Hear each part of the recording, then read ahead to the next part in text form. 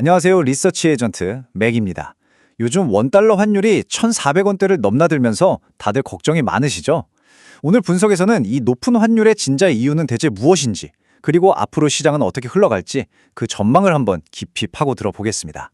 네, 환율이 1,400원을 넘었다는 소식은 우리 경제에 불안감을 주기에 충분하죠. 이게 그냥 일시적인 현상인지 아니면 뭔가 더 큰 구조적인 변화의 신호인지 궁금하실 텐데요. 이번 자료 분석을 통해서 그 핵심 원인을 파헤쳐보고 데이터를 기반으로 한 향후 전망까지 함께 짚어보겠습니다. 오늘 이야기는 이런 순서로 진행될 겁니다. 먼저 환율이 왜 이렇게까지 치솟았는지 그 원인부터 살펴볼 거고요. 그리고 구체적으로 누가 달러를 이렇게 많이 사들였는지 수요 측면을 한번 들여다볼게요. 이어서 달러 공급은 과연 충분한지 알아본 뒤에 이 수요와 공급이 만나는 지점, 즉 환율의 정점은 어딜지 논의하고 최종적인 전망과 결론으로 마무리하겠습니다. 자, 그럼 첫 번째 챕터입니다. 지금의 이 높은 환율, 도대체 어디서부터 시작된 걸까요? 그 근본적인 힘을 한번 들여다보겠습니다.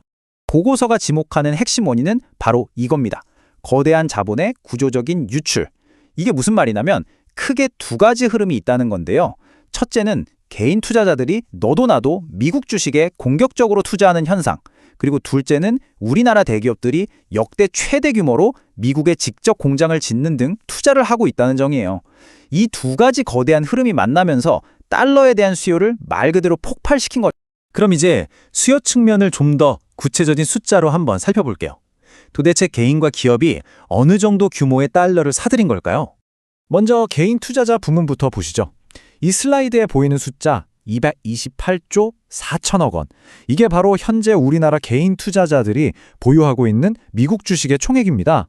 원화로 환산했을 때 이 정도 규모라니 정말 어마어마한 자금이 미국 시장으로 건너갔다는 걸 보여주죠.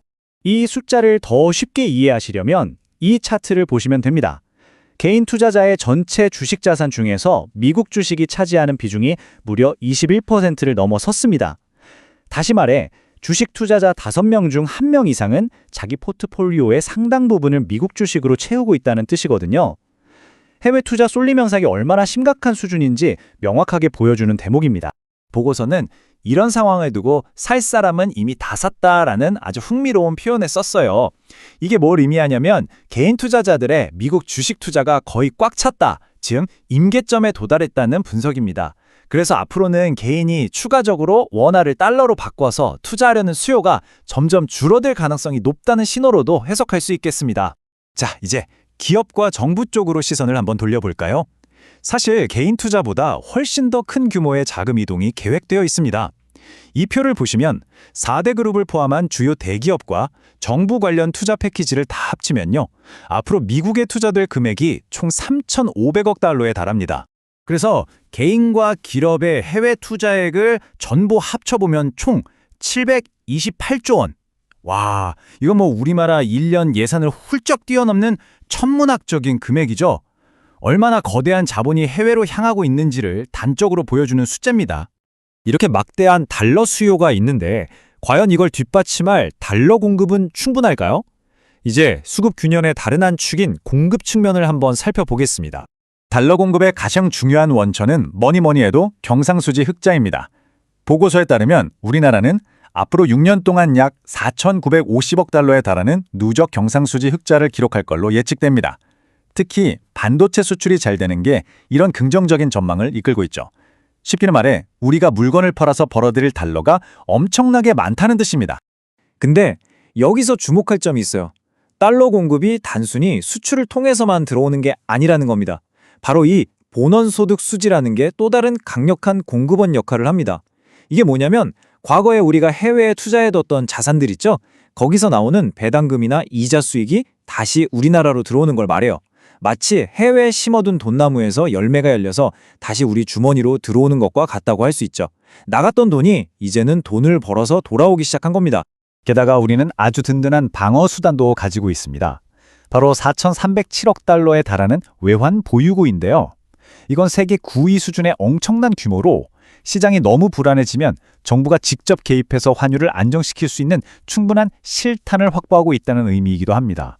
자, 그럼 이제 가장 중요한 지점입니다. 지금까지 살펴본 막대한 달러 수요와 앞으로 들어올 막대한 달러 공급, 이 둘이 과연 어떻게 균형을 이룰까요? 보고서가 예측하는 전환점을 한번 살펴보겠습니다. 이 슬라이드가 이번 분석의 핵심을 한눈에 딱 보여줍니다.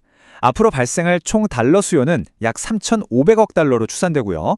반면에 같은 기간 동안 경상수지 흑자를 통해 들어올 총 달러 공급은 약 4,950억 달러로 예측됩니다. 숫자를 직접 비교해보면 공급이 수요를 압도하는 그림이 그려지죠. 그 차액이 무려 플러스 1,450억 달러입니다. 이게 무슨 뜻이냐면 앞으로 우리 외환 시장에 수요보다 1,450억 달러만큼의 달러가 더 많이 공급될 거라는 의미예요. 시간이 지날수록 시장에 달러가 쌓이는 초과 공급 구조로 바뀔 거라는 걸 보여주는 아주 중요한 데이터입니다. 그래서 보고서는 환율이 이제 정점을 지났다고 판단하는 세 가지 핵심 근거를 제시합니다. 첫째, 개인과 기업의 자본 유출 수요가 이제 거의 한계치에 다다랐다는 점. 둘째, 방금 본 것처럼 시장이 수요 우위에서 공급 우위로 전환되고 있다는 점. 그리고 마지막으로 만약에 환율이 여기서 더 오르면요, 해외에 있는 막대한 달러 자산을 팔아서 환차익을 챙기려는 환류, 리플로우 현상이 발생하면서 환율이 더 오르지 못하게 막는 강력한 저항선 역할을 할 거라는 겁니다.